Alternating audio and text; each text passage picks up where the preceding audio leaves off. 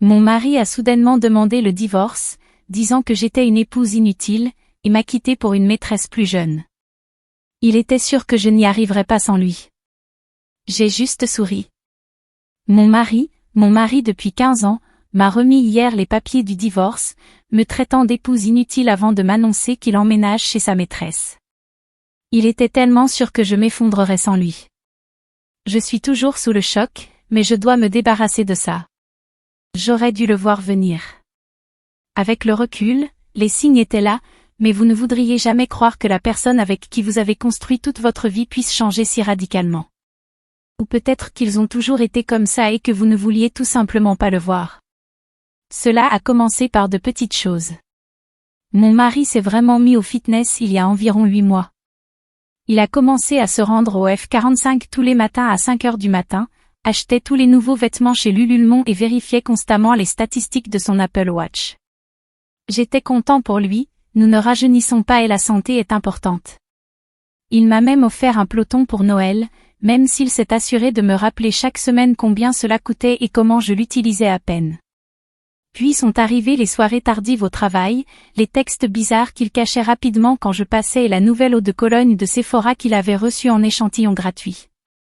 Il a commencé à faire des commentaires sur la façon dont je devrais faire plus d'efforts sur mon apparence, me suggérant d'essayer ces produits de soins viraux de TikTok ou de prendre du Botox comme tout le monde. Attention, je prends très bien soin de moi, je ne suis tout simplement pas intéressée à en laisser tomber des centaines sur les crèmes la mer ou quoi que ce soit de tendance sur Instagram. Hier, je pliais du linge lorsque j'ai trouvé un reçu de Tiffany & Company dans sa poche. Nous ne sommes pas riches. Nous magasinons chez Target et conduisons une Honda 2018. Un reçu Tiffany a déclenché une sonnette d'alarme majeure. Quand j'ai vérifié notre compte commun, j'ai failli avoir une crise cardiaque. Il y a eu plusieurs retraits sur un compte que je ne reconnaissais pas, et nos économies s'étaient lentement épuisées au cours des 6 derniers mois. J'ai attendu qu'il rentre à la maison, le reçu en main. Au lieu des excuses habituelles ou du gaslighting auquel je m'attendais, il s'est contenté de rire, il a vraiment ri. Puis il est allé à son bureau à domicile, est revenu avec une enveloppe et l'a jetée sur notre table basse. J'allais attendre le week-end, mais comme tu es curieux, c'est parti, dit-il, souriant comme s'il venait de gagner quelque chose. Mon avocat dit que c'est une offre généreuse étant donné que vous n'avez pratiquement rien contribué à ce mariage.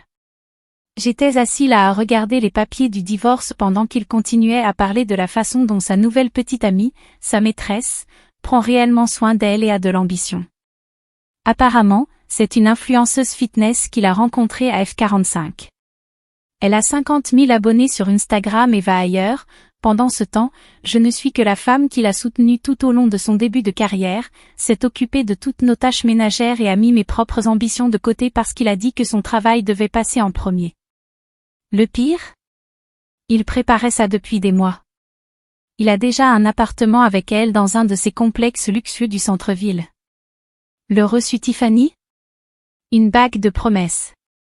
Il a en fait utilisé nos économies communes pour acheter les bijoux de sa maîtresse. Soyons réalistes, a-t-il déclaré. Vous pouvez à peine utiliser l'application Netflix sans mon aide. Vous m'appellerez dans une semaine, me suppliant d'arranger les choses. En fait, je vous rends service en vous apprenant à enfin grandir. Je n'ai pas pleuré. Je n'ai pas crié. Je restais assis là à le regarder faire sa valise avec tous ses nouveaux vêtements coûteux. Il a pris son iPad, sa console de jeu et même la bonne cafetière, me laissant avec celle bon marché. Après son départ, j'ai ouvert mon ordinateur portable et j'ai commencé à parcourir nos comptes. J'ai découvert qu'il transférait de l'argent depuis janvier. J'ai découvert des relevés de cartes de crédit pour des restaurants et des hôtels dont je n'avais jamais entendu parler. J'ai même trouvé une histoire Venmo qui m'a donné mal au ventre. J'ai appelé ma sœur Claire et elle est venue tout de suite. Nous sommes restés éveillés toute la nuit à feuilleter des papiers et à dresser des listes. Ce matin, je me suis déclarée malade au travail et j'ai pris rendez-vous avec un avocat spécialisé en divorce. J'ai également gelé nos cartes de crédit communes, quelque chose que j'ai appris était possible grâce à une vidéo TikTok aléatoire. Ironiquement, cela fait 24 heures et mon téléphone affiche 23 appels manqués de sa part. Le premier message vocal était en colère. La seconde était menaçante. Le 10, il me suppliait pratiquement d'en parler de manière rationnelle. Première mise à jour, merci à tous pour votre soutien lors de mon dernier message.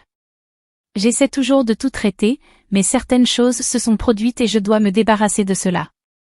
J'ai passé la semaine dernière chez ma sœur Claire, je dors sur son canapé en fait. Elle a un enfant et la chambre d'amis est pleine de jouets. Mais je ne me plains pas, c'est mieux que d'être seule dans cette maison en ce moment. La première vérification de la réalité s'est produite lorsque j'ai essayé de commander quelque chose sur Amazon. Ma carte a été refusée pour un achat de $30.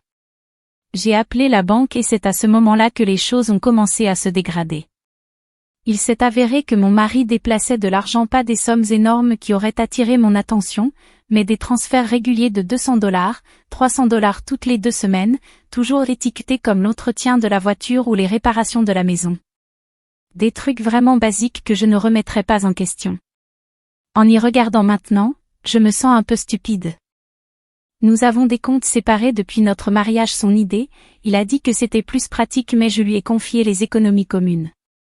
C'est là que sont allés la plupart de mes chèques de paie, pour construire notre avenir, comme il l'appelait. Ouais, c'est vrai. J'ai découvert qu'il emmenait sa maîtresse dans tous ces endroits chics, rien de très cher, mais certainement plus que ce que nous dépensons habituellement. Comme ce nouveau restaurant fusion du centre-ville, où les entrées coûtent $15 pièce. Pendant ce temps, il se plaignait lorsque je dépensais $50 chez Target pour des articles ménagers dont nous avions réellement besoin. La partie bizarre? En parcourant nos papiers, c'est incroyable combien de choses on accumule en 15 ans, j'ai trouvé des reçus d'endroits où je ne suis jamais allée, de petites choses, des cafés près de son appartement, des billets de cinéma pour des dates auxquelles je n'étais pas. Il n'essayait même pas de les cacher. Il les a juste mis dans un tiroir avec tous nos autres papiers. Claire m'a aidé à tout trier, elle travaille dans une banque, donc elle sait quoi chercher. Elle a appelé cela un abus financier classique, même si ce terme semble trop dramatique pour ce qui m'est arrivé. Je me sens juste stupide, comme si j'aurais dû le remarquer plus tôt. La chose la plus bizarre s'est produite hier chez Walmart. Je récupérais des trucs de base, du dentifrice, du shampoing, vous savez, et je suis tombée sur le cousin de mon mari, le cousin d'Antoine. Au lieu d'être gêné, il m'a aidé à choisir une imprimante bon marché pour numériser des documents. Il m'a dit que mon mari avait fait des choses similaires à sa petite amie du lycée. Cela aurait été bien de le savoir il y a 15 ans, mais peu importe. Mon mari continue d'appeler, pas autant qu'avant, peut-être 5 ou 6 fois par jour maintenant. Les messages passaient de la colère à l'inquiétude étrange. Je m'inquiète juste du fait que tu gères les factures, m'a-t-il envoyé hier, comme si je n'avais pas payé ma propre facture de téléphone pendant tout ce temps. Sa maîtresse m'a envoyé un message sur Facebook. Rien de dramatique, juste, nous devrions en parler un jour. Je l'ai laissé en lecture. De quoi parler? Elle savait qu'il était marié, ce n'est pas une victime innocente ici. J'ai rencontré un avocat spécialisé en divorce hier, rien d'extraordinaire. Je l'ai trouvé grâce à un groupe de soutien de femmes sur Facebook. Elle semblait préoccupée par certaines questions financières, surtout lorsque je lui ai montré comment il déplaçait de l'argent. Elle a déclaré que nous devions agir rapidement pour l'empêcher de cacher davantage d'actifs. Le plus grand choc est survenu lorsque je me suis finalement connectée à notre ancien compte de messagerie partagée. J'ai trouvé des emails de confirmation pour une carte de crédit dont je ne connaissais pas l'existence. Pas une carte à limite élevée ou quoi que ce soit, juste une carte Capital One de base avec une limite de $3000. Mais il l'utilisait depuis des mois, principalement dans les restaurants et les stations-service à proximité de chez elle. J'ai dû rire quand j'ai vu les accusations de Planet Fitness là-bas. Il m'avait dit qu'il allait dans ce coûteux gymnase F45, probablement pour l'impressionner. Je suppose que la petite amie influenceuse du fitness ne rapportait pas autant d'argent qu'il le prétendait. Aujourd'hui, j'ai ouvert mon propre compte bancaire, juste un compte courant de base chez Chase. La dame de la banque a été très serviable, elle m'a montré comment utiliser son application et tout. Ce n'est pas sorcier, mais c'est ce que mon mari disait toujours. Oh, et j'ai enfin compris pourquoi il insistait toujours pour gérer le compte Netflix. J'ai découvert qu'il avait créé un profil distinct qu'il regarderait avec elle. Vraiment classe, mon mari. Modifier 1, merci pour tous les conseils sur le gel du crédit, déjà fait. Il s'avère que c'est assez simple. Modifier 2, oui, je documente tout. J'ai un dossier sur mon téléphone rempli de captures d'écran. Modifier 3, à tous ceux qui me le demandent, non, je n'ai répondu à aucun d'eux. L'avocat dit de continuer ainsi. Modification 4, certains d'entre vous me proposent d'exposer sa maîtresse sur les réseaux sociaux. Je ne m'intéresse pas au drame, je veux justement sortir avec ma dignité intacte. Mise à jour rapide car cette semaine a été folle. Tu te souviens comment mon mari était si sûr que je m'effondrerais sans lui? Eh bien, le karma avait d'autres projets. Tout a commencé lorsque j'ai finalement décroché un emploi dans une entreprise locale, rien d'extraordinaire, du service client de base, $16 de l'heure. Mais voilà, le bureau est dans le même bâtiment que l'un des plus gros clients de mon mari. Vous savez, ce qu'il essaie toujours d'impressionner. Je n'avais pas prévu cela, j'ai juste vu le poste sur Indeed et j'ai postulé. Premier jour de travail, devinez qui je rencontre dans l'ascenseur? Mon mari, vêtu de son important costume de réunion, celui pour lequel il a maximisé notre carte Nordstrom, avec sa maîtresse qui traîne derrière lui comme un chiot perdu. Son visage quand il m'a vu en tenue de travail, portant mon nouveau sac pour ordinateur portable inestimable. Sa maîtresse restait là, maladroitement, se demandant probablement pourquoi son petit ami à succès avait soudainement l'air d'avoir vu un fantôme. Mais c'est ici que ça devient bon. Vous vous souvenez comment mon mari gérait toujours nos finances parce que j'étais trop dispersée pour les comprendre? Il s'avère que mon nouveau manager, mon patron, aime vraiment mon souci du détail. Il m'a demandé de l'aider à organiser certaines feuilles de calcul pour le bureau pendant que j'apprenais Excel, merci, tutoriel YouTube. J'ai commencé à appliquer ces mêmes compétences pour organiser toutes les preuves des manigances financières de mon mari. La meilleure partie? Je n'ai rien eu à faire de dramatique, j'ai simplement remis mes dossiers soigneusement organisés contenant des relevés bancaires, des factures de carte de crédit et des captures d'écran à mon avocat spécialisé en divorce. En fait, elle a souri quand elle a vu à quel point j'avais été minutieux. C'est parfait, a-t-elle déclaré. Nous n'aurons même pas besoin d'embaucher un jury comptable. Mon mari l'a découvert lors de notre première rencontre de médiation. Il s'est présenté tout confiant, s'attendant probablement à ce que je sois en désordre. Au lieu de cela, il est entré dans une pièce où j'avais imprimé des copies de toutes les transactions douteuses qu'il avait effectuées au cours de l'année précédente, y compris les frais des hôtels proches de l'appartement de sa maîtresse qu'il prétendait être des réunions d'affaires. Son visage lorsque le médiateur a commencé à examiner les preuves mieux que n'importe quelle vengeance que j'aurais pu planifier. Mais attendez, ça va mieux. Tu te souviens du peloton qu'il m'a acheté pour Noël, celui qu'il a dit que je n'avais jamais utilisé? Je me suis finalement connecté au compte la semaine dernière. Devinez ce que j'ai trouvé? Historique d'entraînement montrant lui et sa maîtresse l'utilisant ensemble chez nous les jours où je rendais visite à ma sœur. Ouais, chez nous. J'en ai parlé avec désinvolture pendant la médiation, j'ai simplement fait glisser le journal d'activité imprimé sur la table. Mon mari bégayait en fait en essayant d'expliquer celui-là. Le véritable karma a frappé lorsque sa maîtresse a finalement réalisé que mon mari n'était pas aussi riche qu'il le prétendait. Apparemment, elle a découvert qu'il remboursait toujours cette bague de promesse Tiffany, qui, soit dit en passant, ne provenait même pas du vrai magasin Tiffany. J'ai trouvé le reçu, il provient d'un de ces sites web similaires. Comment puis-je le savoir? Eh bien, sa maîtresse a fait quelque chose d'intéressant, elle m'a envoyé un message sur Instagram. Mais au lieu du drame habituel, il faut qu'on parle, elle a envoyé des captures d'écran, beaucoup de captures d'écran des messages dans lesquels mon mari promettait de lui acheter une voiture. Avec quel argent, mec? Conversation sur l'emménagement dans un appartement de luxe qu'il ne peut certainement pas se permettre. Même certains commentaires choisis à mon sujet disent que, disons simplement qu'ils constitueront des ajouts intéressants à notre procédure de divorce. Je pensais que tu devrais voir qui il est vraiment, a-t-elle écrit. J'en ai fini de faire partie de ces mensonges. Je n'ai pas répondu, j'ai juste tout transmis à mon avocat. La vengeance professionnelle vaut bien mieux que le drame. La cerise sur le gâteau? La maman de mon mari m'a appelé hier. Il s'avère qu'elle a regardé tout cela se dérouler dans le cercle des potins de notre petite ville. Elle s'est excusée pour son comportement pendant toutes ces années, puis a lancé une bombe. Mon mari s'est fait virer de son travail, pas à cause de moi, apparemment, il gonflait ses notes de frais depuis des mois. Tous ses rendez-vous chics avec sa maîtresse? Il les facturait sur sa carte d'entreprise. Je ne vais pas mentir, une partie de moi avait envie de poster tout ça sur Facebook, de partager les captures d'écran, de le faire se sentir aussi humilié que quand il m'a traité d'inutile. Mais tu sais quoi? Je n'étais pas obligée de le faire. Il fait un travail parfait en détruisant lui-même sa propre réputation. Au lieu de cela, je me suis concentrée sur le fait que mon nouveau petit studio se sente comme chez moi.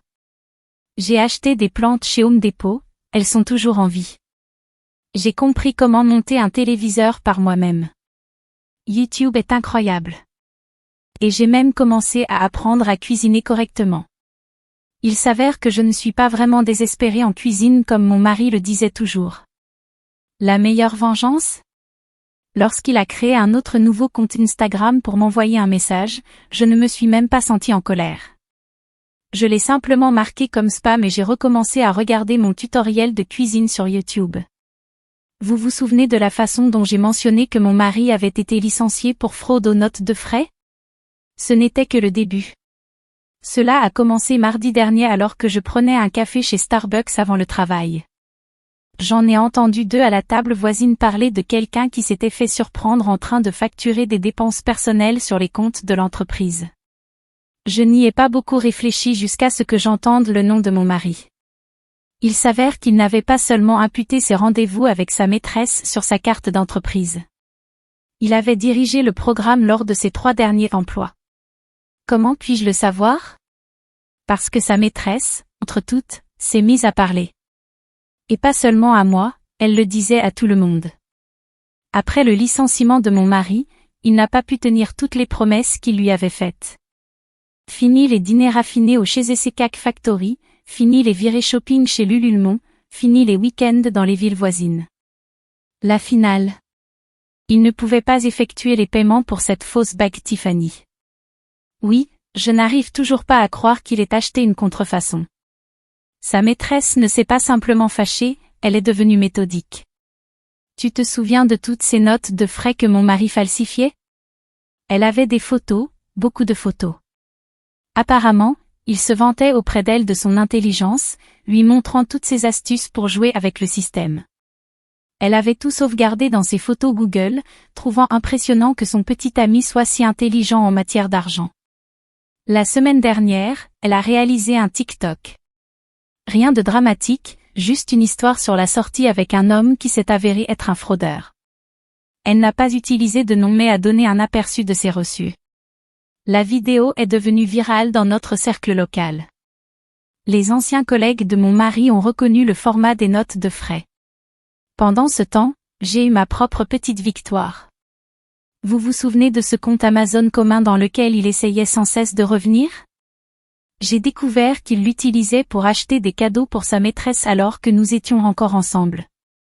J'ai donc fait quelque chose de mesquin mais satisfaisant, j'ai rendu tout ce qui se trouvait encore dans la fenêtre de retour. L'argent est retourné sur ma carte puisque j'étais l'acheteur initial. La meilleure partie? Il ne l'a même pas remarqué jusqu'à ce qu'Amazon lui envoie ses emails d'achat tarifé. À ce moment-là, tous les articles qu'il avait achetés à sa maîtresse étaient de retour dans l'entrepôt d'Amazon et les remboursements avaient déjà été effectués. Mais c'est ici que ça devient vraiment bien. Hier, j'étais chez Target en train de récupérer des bacs de rangement, essayant d'organiser mon nouveau logement, quand je suis tombée sur sa sœur, la sœur de mon mari. Au lieu d'être gênée, elle m'a serré dans ses bras et a renversé du thé. Mon mari avait emprunté de l'argent à leurs parents, prétendant que c'était pour des opportunités d'investissement. Il s'avère qu'il l'utilisait pour maintenir son faux style de vie. Avec sa maîtresse. Ses parents l'ont découvert lors d'un dîner de famille le week-end dernier. Comment? Parce que le TikTok de sa maîtresse s'était retrouvé sur le fil Facebook de sa maman. Il y avait apparemment une énorme scène à Olive Garden, entre autres.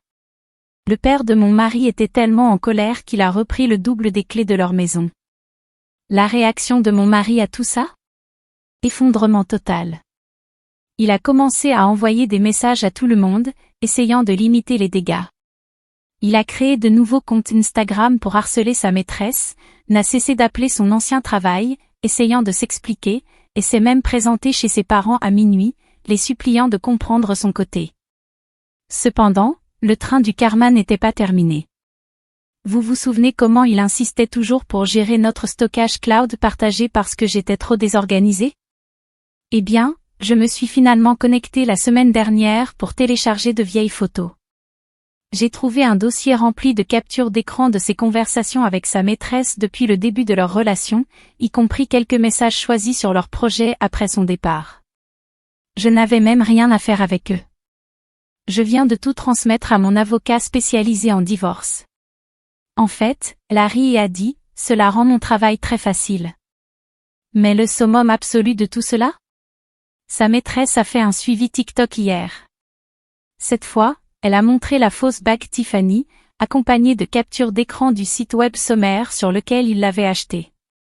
La vidéo compte déjà 50 000 vues. Mon mari a essayé de venir sur mon lieu de travail pour parler de tout ça. Il m'a supplié de l'aider à réparer sa réputation. La sécurité ne l'a même pas laissé entrer dans le bâtiment. Apparemment, sa scène dans le hall figure désormais sur les images de sécurité Greatest Hits de notre bureau.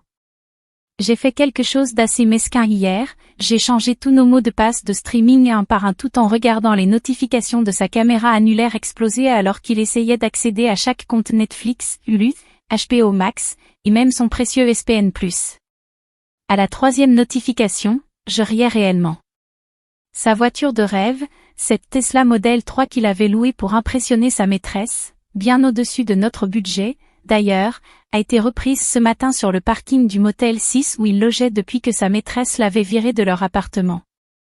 J'ai regardé tout cela se passer depuis le drive-in d'Inquin de l'autre côté de la rue.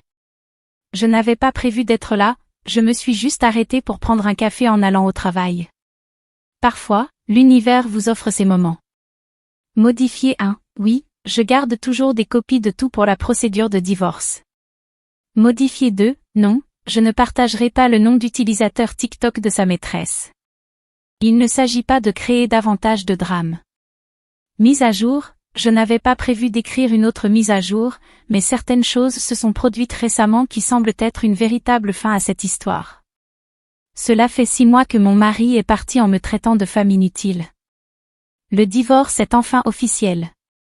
Pas de confrontation dramatique dans une salle d'audience, juste de la paperasse et des avocats dans un bureau fade. Mon mari avait l'air rude, portant la même chemise habillée Nordstrom dont il se vantait, mais maintenant elle est froissée et un peu serrée. On dirait que son style de vie d'influenceur fitness avec sa maîtresse n'a pas duré. C'est ici que cela devient intéressant. Vous vous souvenez de toutes ces notes de frais qu'il falsifiait? Son entreprise n'a pas porté plainte ni rien de dramatique. Ils ont simplement fait l'équivalent d'un haussement d'épaule en entreprise, ils ont retenu son dernier salaire et ses primes, l'ont mis sur liste noire pour un emploi futur et sont passés à autre chose. Il s'avère que les grandes entreprises n'aiment pas plus que nécessaire les drames publics. Sa maîtresse l'a quitté le mois dernier, pas avec fracas ni TikTok viral. Elle vient de réemménager chez ses parents en banlieue. Apparemment, la vie devient moins excitante lorsque votre petite amie ne peut plus se permettre de sortir avec chez Cake Factory. Elle a essayé de m'envoyer un message sur Instagram pour expliquer son point de vue, mais je l'ai simplement laissé en lecture. Certaines choses n'ont pas besoin d'être closes. Mon mari loue désormais une chambre dans une maison partagée à l'autre bout de la ville. Sa Tesla a été saisie, ce n'est pas une surprise et il conduit une Honda en mauvais état. Le même genre de voiture dont il se moquait de moi parce que je voulais l'acheter parce qu'elle était trop basique. Je travaille toujours au service client, mais j'ai reçu une petite augmentation, 5 $ de l'heure. Cela ne change pas la vie, mais c'est quelque chose. J'ai appris à faire mes propres impôts grâce à Impôts Rapides. Il s'avère que ce n'est pas le mystère compliqué que mon mari a toujours prétendu être. Il a eu une altercation gênante mais révélatrice avec sa mère à Target la semaine dernière. Elle achetait des bacs de rangement dans la même allée que moi. Au lieu de nous éviter, nous avons parlé. Elle m'a dit que mon mari avait essayé de leur emprunter de l'argent, mais ils ont refusé. Il a besoin de grandir, a-t-elle dit, puis elle m'a aidé à choisir des coussins bon marché mais jolis pour mon studio étudiant. On se sent enfin comme à la maison dans l'appartement. J'ai reçu des plantes de Home Depot, 2 sur 3 sont encore en vie. J'ai appris à cuisiner des repas de base grâce à HelloFresh et j'ai commencé à aller à Planet Fitness le week-end. Rien d'extraordinaire, juste des trucs de la vie normale. Mon mari essaie toujours de me contacter via de nouveaux comptes Instagram, généralement lorsqu'il a bu. Surtout des trucs comme « tu vas le regretter » ou « tu ne peux pas y arriver sans moi ». Je viens de bloquer et de supprimer. Le plus drôle ? J'ai trouvé son ancienne liste de mots de passe dans notre Google Drive partagé. Oui, il l'a conservée dans un document littéralement intitulé « mots de passe ». Je n'ai rien fait avec ça. Je viens de le transmettre à sa sœur pour qu'elle lui dise de tout changer. J'ai rencontré un gars nommé mon patron au travail. Rien de sérieux. Parfois, nous déjeunons simplement dans la salle de pause. Il a également récemment divorcé et comprend pourquoi je ne suis pas prêt pour quelque chose de réel. Mais voilà le vrai plus. La semaine dernière, alors que je prenais un café chez Dunkin', j'ai entendu des gars de l'ancien bureau de mon mari parler. Il s'avère qu'il appelle et envoie des courriels pour essayer de récupérer son emploi. Il s'est même présenté une fois dans le hall. Ils n'ont même pas pris la peine d'appeler la sécurité, ils l'ont simplement laissé rester là jusqu'à ce qu'il soit fatigué et parte. Sa nouvelle vie n'est pas exactement ce qu'il avait prévu. Fini l'abonnement sophistiqué à une salle de sport. Il s'entraîne au même Planet Fitness que moi maintenant. Une fois, nous nous sommes évités maladroitement sur le parking. Sa maîtresse est de retour sur les applications de rencontres. Ses contacts professionnels importants ne répondent pas à ses appels. Pendant ce temps, je fais tout ce qu'il m'a dit de ne pas faire, payer les factures, régler les petits problèmes de la maison, gérer mon propre budget. Le moment le plus triste est le plus à 6 mois, alors que je tremblais et que j'avais peur. Elle a souri et a dit, « Tu as l'air plus heureuse. » Et tu sais quoi ? Je suis.